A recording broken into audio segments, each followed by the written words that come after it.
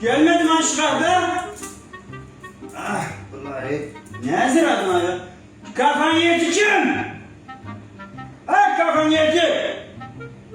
Alsın, ben kahve içeceğim ama. Kahve içeceğim. Açıyor kapı.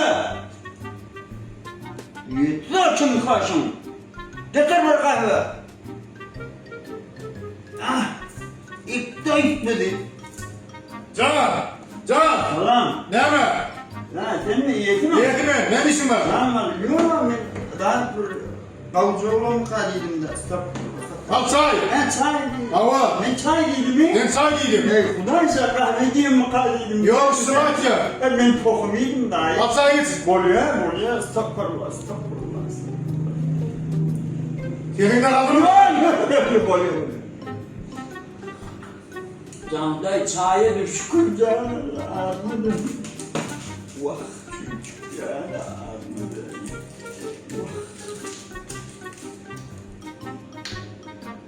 Davul da çaya. Varın kavuk çaymış ya.